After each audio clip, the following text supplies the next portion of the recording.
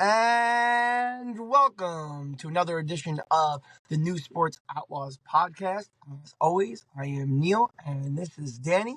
And Danny, for the second week in a row, we are going to start with something that isn't our favorite sport of baseball. We're going to start with the NBA this week. How are you, Dan? Doing good. I think we're starting to establish a new kind of agenda now that we're not in baseball for a little bit. We're going to be doing a lot more basketball now that the New York football teams are kind of maybe in gutter mode and tank mode almost at this point. So We'll I talk think about we'll that. try to be a little more on the positive side and get a little bit of basketball since it's okay right now. And then you could throw in some Rangers talk in there, and then we'll call it a day. Of Let's go. course. Yes, we are going to try to keep it as positive as possible. So we may, when we get to our football segment, talk a little bit about teams outside the Other local. teams. We'll touch on the locals, but we don't want to stay there too long because then we just might get miserable ourselves. So let's start off with my New York Knicks because they're playing right now, and I'm watching them. I know you're watching your Nets, but we'll get to them next. But the Knicks, they up and down so far. I'm not really scared yet on Cat or Bridges.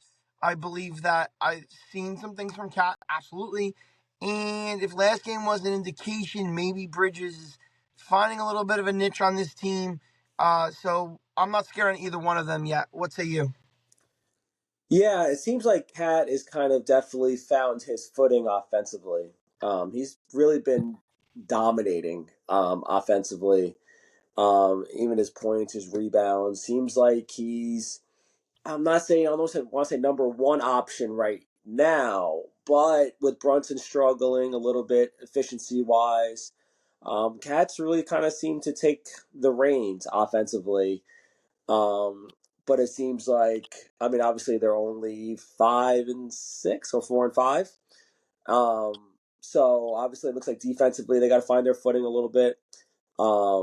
It seems like they're struggling in the pick and roll a little bit. They're kind of putting Cat in the guarding the pick and roller. They seem to be struggling a little bit with that. But I think it's like I said, it's really early in the year. Usually teams that are contenders, they usually kind of don't get their footing going until about January. I will say this because I follow a lot of net guys on X, and they love anytime they can talk bad about Mikal Bridges, they choose to do so. And one thing I don't like is the whole thing, and I'm going to defend the Knicks for a second, that they always bring up that he scores like 10, 12 points, 14 points. Oh, he's not worth 6 first round picks. That's what I always read. And that the thing is, though, they got him to be like their last guy, their finishing piece, like their guy to complete everything. And his role on the team is not to score 20 plus points. There is no stat line he can really put up that can kind of say he's worth 6 first round picks. Obviously, it's going to be late for the most part, but Bridges, I think, needs to find his identity with shooting threes, getting that jump shot down, and being able to be a better defender, which he really hasn't been so far this year.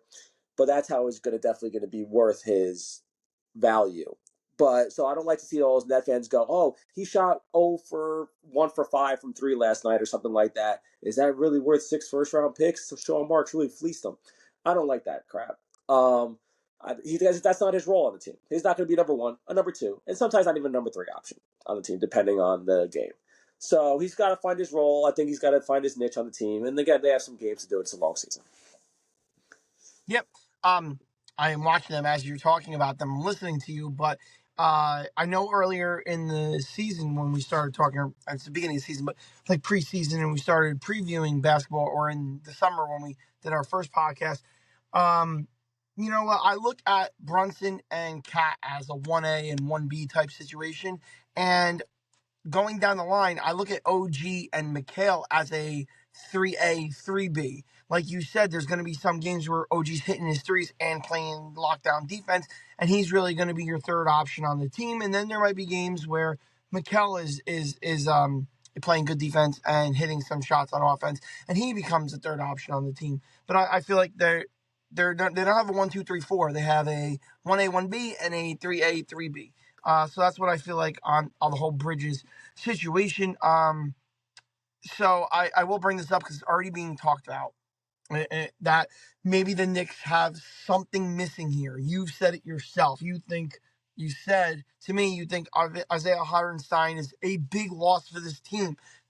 Now, if you think a player like that would fit in with this Knicks, they've already started talking about who the Knicks could be eyeing. A couple of the names I've heard are obviously Giannis when last week or the week and a half ago that they started talking about. He's not happy and he might not want to resign in Milwaukee. Another name I just saw circling around the internet today was Zion. If he's healthy, could you trade for Zion and put him in there? Would that help Cat? It's not. They don't necessarily need a star, or they don't need everyone to make. They need what Hartenstein did. That was great. Was he was a great screener. He's a great pick and roll player. He can make the floater every once in a while. But when it came to rebounds, he was the attention of the defense. Like on when they were on offense, he was a lot of the reason why Josh Hart pretty much averaged 10 rebounds a game. Second chance points, yeah. And because everyone was trying to get Hartenstein, and all of a sudden Josh Hart is jumping in there out of the sky, and he's able to get the rebound and then kick out and do whatever he's got to do. He was a big guy. Cat's just not that guy, I guess, for some reason. I don't know why. I mean, he has the ability, obviously a lot better ability than Hartenstein does. But Hartenstein did a lot of that dirty work. He did a lot of that grinded out mentality, and they're missing that right now. So I don't think Zion is that guy. Giannis is definitely not that guy, and I really don't have any ideas right now. As of now, I mean, Too early. Jericho Sims maybe, but Yeah. I don't No, know. it's too early for it. I only want to bring it up here because we were talking Knicks, and I mean, to me, it's too early to be really giving you a justification if this mix is going to work together. But I mean, I just saw it online, and we all listen to WFAN and sports radio in New York, and they talk about that stuff already. So I wanted to bring it up to you. But one thing I did want to try with you is this. You can talk a little more after, but I have a specific way we could set up this Nets segment here. Okay? So I would like you to tell me and our audience, give me one thing that you were happy so far with this season from your Brooklyn Nets. Oh, okay. I can talk for days on that one. So one thing that I'm really excited for is I think we've definitely found our coach. I think Jordy Fernandez, it seems like, has done a fantastic job. And I want to refer to last year a little bit because not many outside net fans know that they actually did start out 13-10 last year. So they started out 13-10, and then there was this game in Milwaukee towards the end of, like, I don't know, they had just beaten Kevin Durant and the Phoenix Suns. And there was a game where they decided to sit everybody. Jock Vaughn pretty much said should just. It was Mikal Bridges too. Mikal Bridges, I think, played like the first quarter maybe. Then he sat out the rest of the game, and it seemed like just they never said anything externally or outside the media, but it seemed like that was like a tipping point for whatever reason that Jock Vaughn pretty much without saying it. I think it was a TNT game. I want to say against also. That's why it was another thing, and they were just they quit. He pretty much said he threw in the game, threw in the towel, and that seemed like it was a tipping point. And then for the rest of the year, it was just pretty much a crapshoot. He got fired. All of a sudden, Kevin Ollie was there. Bridges all of a sudden doesn't look like anything anymore. She struggled the second half of the year, that kind of stuff. But Jordy Fernandez, along with having, it seems like he's really got them running a system that's kind of repeatable, something that almost. I mean, these guys are sticking with Boston again. They are right now. They're still tied. They're tied at 58 right now with Boston, and they're one of the best teams in the league. And they just lost to Atlanta, so you think they'd be angry? And they almost just beat Boston last week. Anyway, I think no matter what happens, that's why I don't like to tell you. I think we finally found our coach in Jordy Fernandez. Good. I mean, I've watched a little. I probably watched more Nets this year already than I've watched the last 3 years combined. But Yes. I'll blame the podcast for that and your influence. And then I want you to give me one thing that you still like to see improved with this Nets team.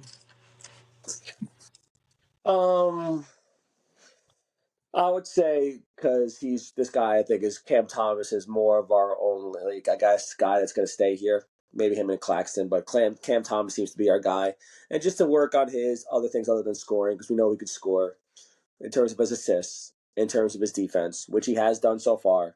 But just kind of, he's going to be the number one option, and he's going to be the double teams pretty much almost every time.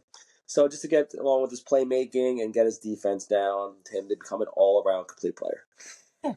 Make Let him be more the primary focus on a team, and let's try not to focus too much on our football teams in the area. Let's start off. Oh no, you know what? I'm sorry. I have made a mistake like this on a podcast. I forgot my NBA headlines. Hold up with Go, the NFL. go. NFL always wants the Forget main Jets, stage. Giants. We'll talk crap about them every week. Let's finish up the NBA talk with a couple of the biggest headlines I've seen. The Cavs are 12-0. Obviously, that's going to be the biggest headline in the NBA, I think, so far, if you're asking me. And they have a very good chance to go 15-0 because they play the Sixers, the Bulls, and the Hornets the next 3 games. My question to you is, do they get to that Tuesday the 19th game against the Celtics at 15-0? Yeah, I mean, it's the NBA. I think it happened, but I think this really shows how much a coach is really doing stuff. Kenny Atkinson is a really good coach.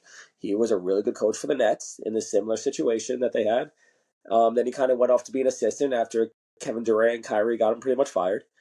Um, and he's back, and he's definitely unlocked Darius Garland and Donovan Mitchell. And I think he's doing great things, and I don't see why not. I mean, obviously they're not going undefeated. No one's going undefeated, anyone. But it would be good to see him go undefeated into that Celtics matchup.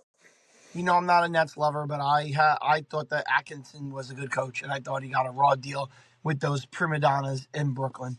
Um, and we kind of talked a little bit about this before we jumped on the recording studio, and the 76ers, I would consider them the biggest disappointment so far. I get Embiid was hurt, and I get he didn't start the season, but that's still, when you look at the standings, when you've seen some of these games on TNT, I think the Sixers got to be the biggest disappointment so far in the NBA. No, I'd put Milwaukee in there, um, but in terms of Philly, I think they're in big trouble. They have a lot of injuries. Tyrese Maxey's out for a few weeks now. Joel Embiid just got back, and you know he's not going to play any back to backs. Paul George can't. I mean, and beside they used to. I mean, who's after Paul George? Is it that rookie Jared McCain? Maybe their next guy after him.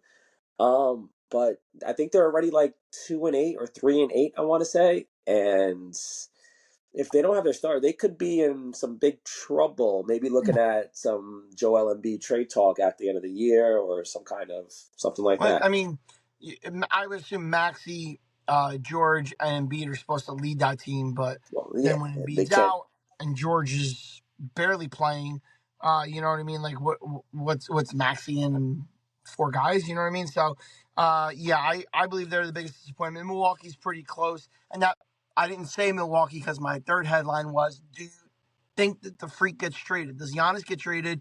I mean, does it matter? I don't want him on the Knicks, to be perfectly honest, but maybe he finds his way somewhere like Miami. I think you'd be a great fit with Jimmy Butler. Mm, 2 guys that can't shoot. Um, That's why they have all those other idiots on the bench that somehow go like 80% from the field in a I playoff mean, I game. wouldn't be surprised with Giannis. I mean, he pretty much got his other coach last year fired, Adrian Griffin, and all of a sudden, and I think they were like second place in the East. I want to say before he got fired last year. All of a sudden, Doc Rivers is here, and they can't put anything together right now. They should be a lot better than what they have. They've lost to the Nets. Holy crap! Um, and yeah, no, they're in trouble. I could see him get traded. I could if they said they came out today. They said, "Oh, there's no way we're trading Giannis," but it's only November 13th. There's a lot of time left for the trade deadline. And before we transition from NBA to NFL, I'm just going to say the Nets are doing a really good job ruining their draft pick and their chance at Cooper Flag. But we will transition from the NBA headlines to the NFL headlines. and I don't have much for you. I mean, to give you an idea, one of my top three headlines for the NFL this week, maybe it's because my team is so garbage, it makes me depressed across the board, is that JJ McCarthy had his second surgery because of swelling. And then the fact that Anthony Richardson is back. Oh. So I did like a rookie QB headline there. Anthony Richardson's back, and JJ McCarthy's having another surgery. Thoughts on either one of those stories? Um, as if the Jets season couldn't get any worse. All of a sudden, they got the Colts. And all of a sudden, let's have a quarterback who's played so trash, Jacob Bedford, Joe Flacco, and all of a sudden come in and run wild on the New York Jets. I could definitely see that happening. Yeah, Anthony Richardson. I think he's got to give him time. He's got a lot of talent. Um, he only played like 13 college games, I think. I want to say Yeah, he's only played like 13 NFL games, I think, something like that. He's only 20 years old, I want to say. Also, give him some time. He needs a year with he's healthy. You got to go. I know people now we don't want to give anybody time, but he's one that needs time. And yeah. McCarthy, that's crazy. I didn't know that about McCarthy. He had another I, surgery. I think they're still planning on him being ready for minicamp, but I mean that's not can't be a good sign. Yeah, but Anthony Richardson, I mean he didn't play much in college, and he's got to give him time. And I think the reports coming out of there is that they're not going to mess around anymore. He's going in. He's going to be a starter the rest of the year. Continuing with rookies, my next headline, and I put it on a headline by itself because I thought it warranted it. Caleb Williams looks like trash, and I think he's showing exactly what a lot of us who didn't like him before the draft. I mean, I don't watch a ton of college football, but I watched enough, and I thought last year, I thought he wasn't good. He reminds me of what I think about Shador Sanders this year. And when they played good teams, he looked mediocre to bad. And that's when they played good teams. When they played bad teams, he looks awesome. Oh my God, look how talented, how much athleticism he has. He's the next Patrick Mahomes. Um, we'll see. With Shador, I don't. We're gonna actually find out a lot about Shador because it's gonna be like their first time that they're in a little bit of a favorite spot, and I think they control their own destiny. I want to say to make it to the Big 12 championship. If they went out against, I think they have a bunch of unseeded teams that they play against, and they're kind of actually favorites now. And I think if they control their own destiny, they could have a chance at the college football playoff, which would be I think it's crazy. Um, but yeah, no, but the thing is, like with these quarterbacks, so Caleb Williams' offense in USC was he was able to depend on his athleticism, hold on to the ball for days, days and days, run around like everyone does in college, and throw a bomb. And it would be sometimes it would be really good, and then there was the times where I think he led the interceptions, or he had like 13 or 14 interceptions.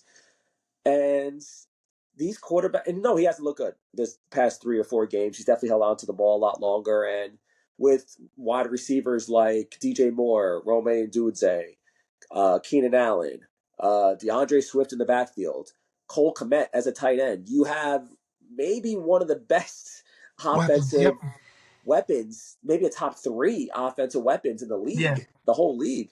I know their offensive line isn't great, but he's definitely confused with some things going on, and their offensive coordinator just got let go.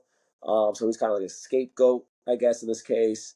But these quarterbacks, these rookie quarterbacks, they need time. You can't just throw them in and expect them to be C.J. Stroud or Jaden Daniels. Yep, I totally agree, and but I'm just not a big fan of Caleb to start with, so it's Neither like was I. I like Neither to was I. pile on. But the last headline I have for you, nothing big. I just want to kind of allude to this. 'Cause I know we'll do our picks probably tomorrow or Friday, but the Pat Queen revenge game. I think the Pittsburgh Baltimore game is going to end up being the game of the week in the NFL. I think it's going to be a good game this week. Yeah, no, I agree with you. Considering now the offense for Pittsburgh looks like it's humming a little bit. Mike, that deep ball, I've said it a couple of times in our chat, and I'm not a Russell Wilson fan, but his deep ball looks really good. I watched it on highlights, and it's like that's a pretty deep ball, and Mm. he throws in a great spot. I mean, they look good right now. They had a tough game against Washington. Russell Wilson made some plays, and I'm impressed. And I think you're right. I think with Baltimore's defense, who struggles a little bit, could be a bad matchup for Baltimore. This could be I could pick Pittsburgh to win that game. Yeah, like I was saying to Rocco in our text group earlier today, Baltimore's got given up the seventh most points in the NFL. I want to say it's like 25.3 points per game. They've been a defense that like will make us stop when they need one in a clutch moment, but they'll still give up 24 to 30 something points, which is usually a lot of points for a good defense, which we always associate with the Ravens. But um, the Pittsburgh, if Russell doesn't turn over the ball and they just do just enough, they might have something special there because that defense is awesome with McQueen, like cars. No, Pat Queen, and T. TJ Watt. Yeah, yeah. No, I agree with you. This is a definitely a playoff type of feel, like it usually always is. I mean, but yeah. I'm excited to tell you this because I want to keep good news with good news. The Giants are now number 2 on the tankathon for the first pick in the draft. Let's go, baby. Come on. Uh, all right, so I got a question for you. We'll get into Giants. That's fine. I want to hear. This is what I want to hear you though. We're going to switch roles for a second. You usually ask me questions. I'm going to go with you. So obviously they look like crap. They lost to Carolina. We don't need to talk about that. Whatever. So now all I hear is on the radio is Daniel Jones has to sit, and you need to see what you have again. And Tommy Cutlets, Drew Lock can't start again. All right, whatever. So the point is that you guys would want the best draft pick, right? Mm, Right? You right? You want a tank, right? Or at yeah. least have okay. So I'm not sure where you're at on the quarterback thing, but wouldn't you want Daniel Jones to keep being the starting quarterback of the team? And if you like, why would you want the spark in Tommy Cutlets if the goal for most fans is to tank? But go, go.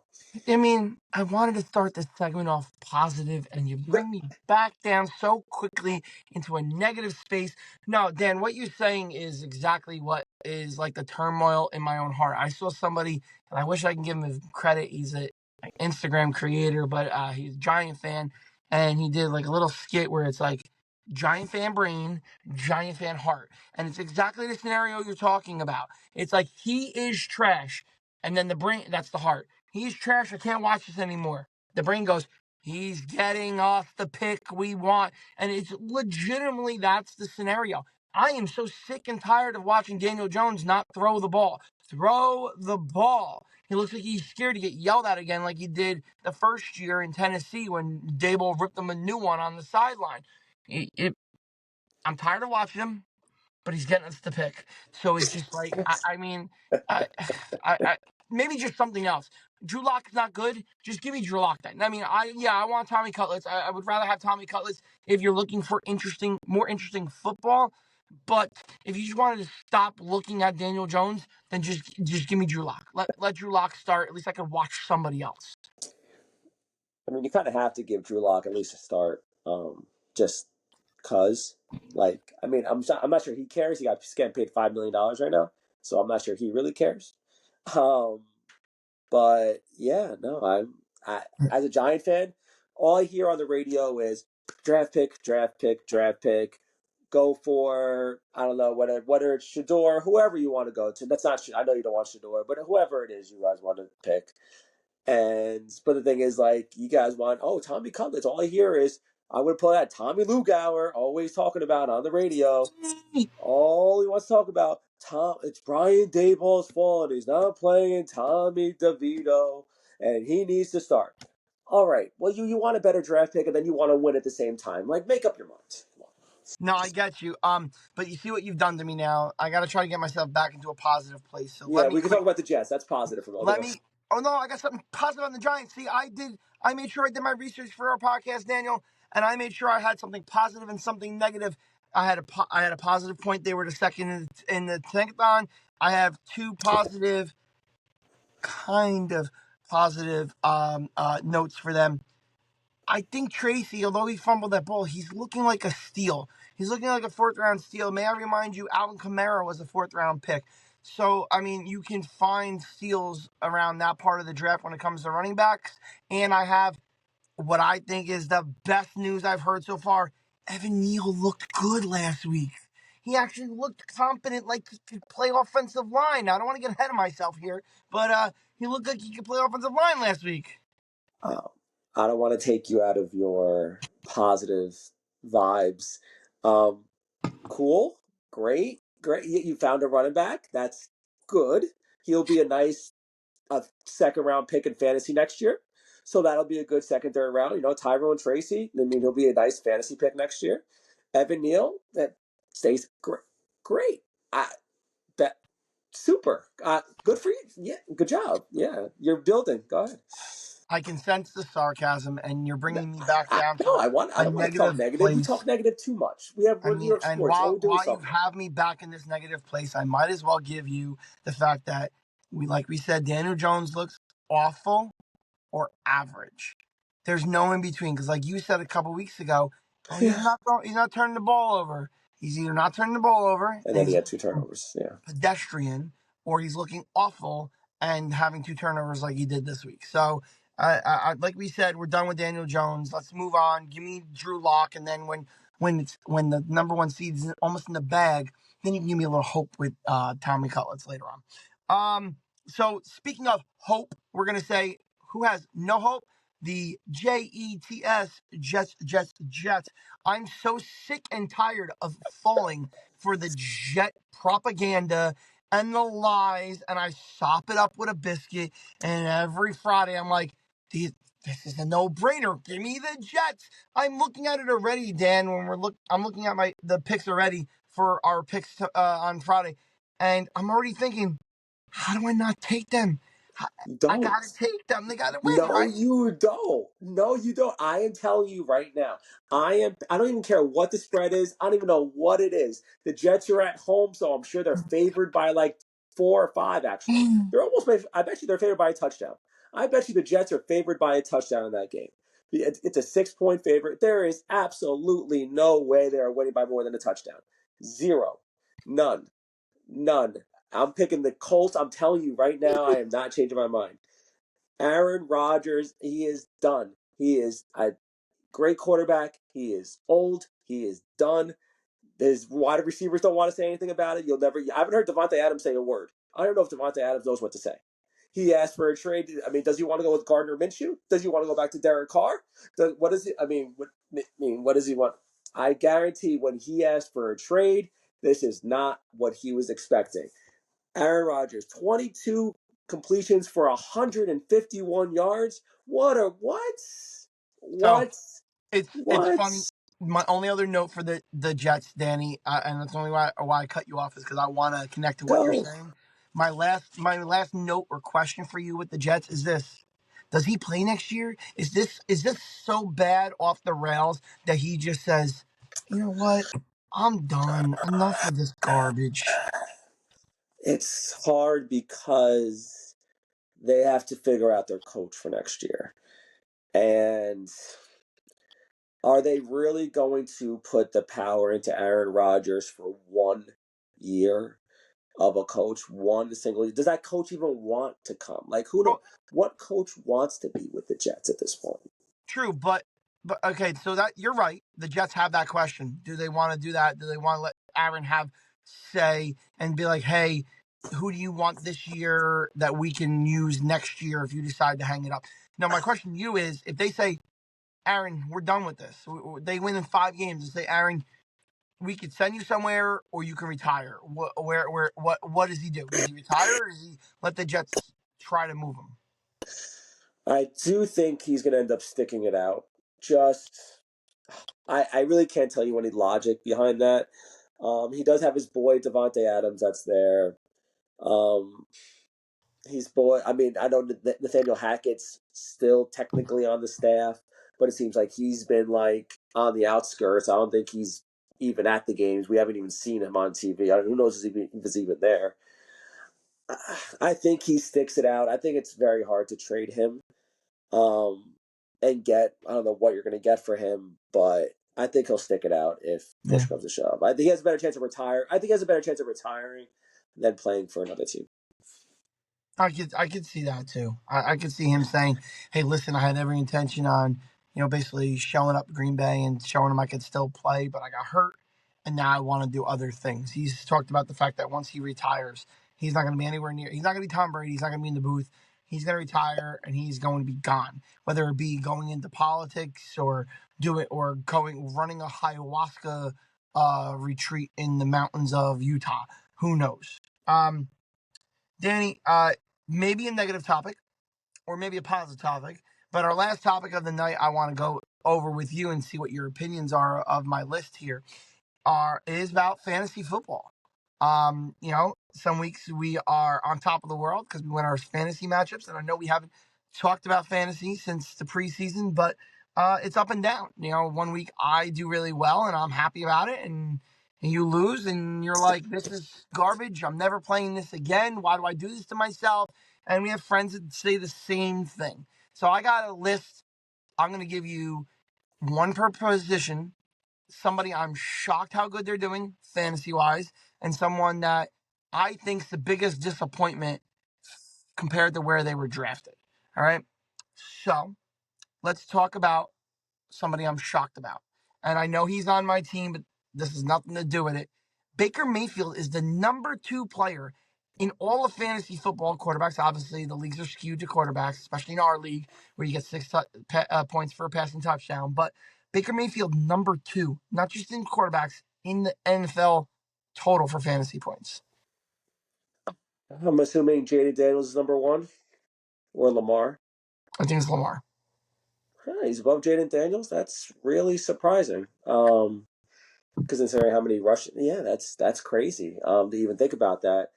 And I think the Bucks are only like 4-6 too. I want to say that their record. So obviously they're only passing. That's really big. I don't even think. I think he was. I don't know if he was drafted. Was he even drafted in our? Did you draft him? He's on your team. Did No. you even draft him? Rocco drafted him, and then Rocco and I made a trade. Yeah, so I mean, Rocco definitely drafted, and whatever, the double digits, probably the last 12, 13, 14, 15, one of those rounds. That's crazy. Yeah, no, I didn't even know he was that high. I know he was top 5, and I know we talked about him a couple weeks ago, Baker Mayfield, and you were saying that he was a top 5 quarterback, and he's, considering we're 10 weeks into the year, and he's on that, with that team, with as many injuries, with no Mike Evans, with no Chris Godwin, it's impressive. Yeah.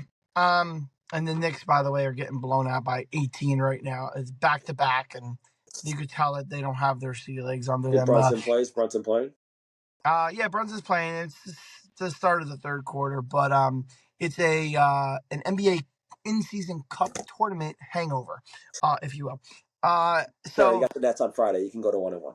yeah, we'll Okay. hope so. Now to my disappointed quarterback, and this is again not because I drafted him, but Patrick Mahomes was drafted in most fantasy drafts 3rd, 4th, 5th round.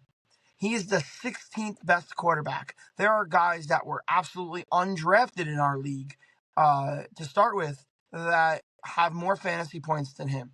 So, I mean, look, Baker was I think even in our league, which is quarterback happy, was like a 12th or 13th round pick. And he's the second in the league. Mahomes is 16. Like I had said, and I should have listened to myself, not fantasy relevant anymore. He'll win games, but he's not going to put up fantasy points.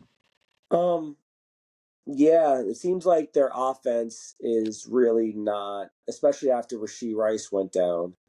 Um, their offense is definitely, they're not looking to be that explosive offense. And I guess they really don't have, between, I guess, Xavier Worthy, they really don't have those weapons to do that. I know they just have DeAndre Hopkins. But it seems like their defense is content enough. I mean, their team is content enough to have a great defense, which they have. And if Mahomes needs to carry them in the fourth quarter, then he does that. But just looking at his stats now, he has 12 touchdowns, 9 picks, right, all year, and that's pretty terrible. And considering, I mean, for him at least, and Yeah. Kareem Hunt, considering Pacheco went down also, so that you think they'd pass more? Nope, they're content being 9-0, I believe they are, and they're just letting their defense carry them. But it is disappointing that he hasn't been, at least his touchdowns, especially, and he already has 9 picks as well. So he's definitely on the disappointing side. Running backs. I I think Henry is. I know that everyone had him as a end of the first round, second round running back, but I still think the fact that he is doing what he is doing, and he's so clearly the number 1 running back in football. I'm going to take him as the most shocked of where he is in fantasy world right now. And I'll give you the disappointing running back too, because I know you're going to want to comment on it. I picked Travis. Travis Etienne, who was a second round running back in almost all leagues and mocks that I saw. He's literally the 40th running back on the board, one of the most underperforming running backs for where they were drafted. Yeah, I think every year, I think I've been waiting. I'll go with the disappointing first. Travis Etienne for him to break out or at least something. But whether it's Trevor Lawrence, they haven't figured it out. Whatever's going on down there between Trevor Lawrence, Doug Peterson, all them over there, it seems like they're not figuring it out. Whatever it is, yeah, it's disappointing. Kind of Tank Bigsby is kind of taken over there. And just to tell, I mean, even for my this week, I think Tank Bigsby's like not slated to play, and I'm still thinking about not starting Travis Etienne just because it's almost like PTSD. And Derrick Henry, I think everyone, including myself, was expecting to him hit that 30. I believe he's 30, and to hit that 30-year-old running back wall. Um, and I know he was drafted high, but I think everyone thought he would struggle a little bit more than not struggle, but like not have those Tennessee Titan numbers that he had, and it seems like he's surpassing them. He's the number one running back in the league right now, right? So, but I think everyone is expecting him to hit the wall, and it kind of just fell into Rocco's lap, and good for Yeah. Rocco. Absolutely. So I'm going to give you my shocked and my disappointed wide receivers. I would like you to tell me what you're more surprised of, the shocked or the disappointed. I have Darrell Mooney as the number 8 wide receiver. FYI, both Falcon wide receivers are in the top 10. But Mooney as the number 8 wide receiver in a lot of leagues, he went absolutely undrafted or was a last round flyer. And then my disappointed one is Tyreek Hill, who was drafted as the number 1 wide receiver. And I know it's tied to Tua's health, but he's been pretty healthy for the most part, except battling some nagging wrist injury, but he's played every game. Tyreek Hill's the 30th wide receiver in fantasy football right now. I would say Darnell Mooney. I mean, like you said, he was pretty much undrafted. He was a cast off, and I don't think he was even this year coming into the year. I don't even think he was really slated to be that great. It was all with Kyle Pitts and Drake London and Bijan Robinson. So I think number 7, that's pretty insane. Yeah. Considering that he was almost undrafted in our league, and Darnell Mooney's the surprise. Yep.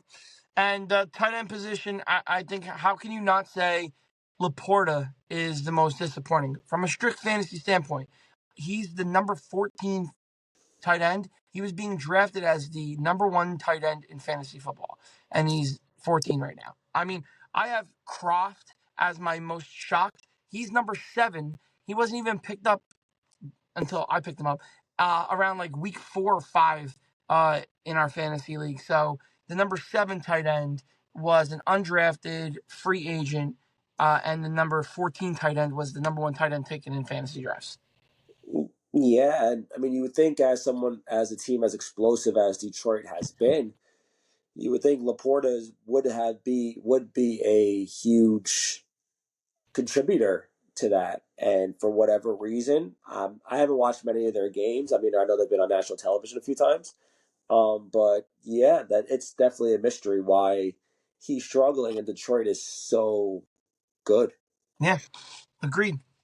All right, Dan, that's all I got for today. We are gonna definitely put out a reel for picks this week. You are having a pretty good season with that. So if anybody is still sticking around and watching our podcast, make sure you check out our picks and send them around. Danny, why don't you sign us off? Yeah, all right. So again, keep following, keep subscribing, keep commenting on between Instagram, X, Facebook, YouTube. Followers keep growing. We keep adding more episodes. We're excited about all our new listeners, especially on the YouTube front. Just reached 100 on YouTube, 100 subscribers on YouTube, so it's a good sign. And we're having fun doing this. All right, leave some comments. We'll talk about them during the podcast, and we're gonna do a lot more as the holidays come around. So till next time, I'm Danny. This is Neil. Signing off. Tell your friends. Tell your friends.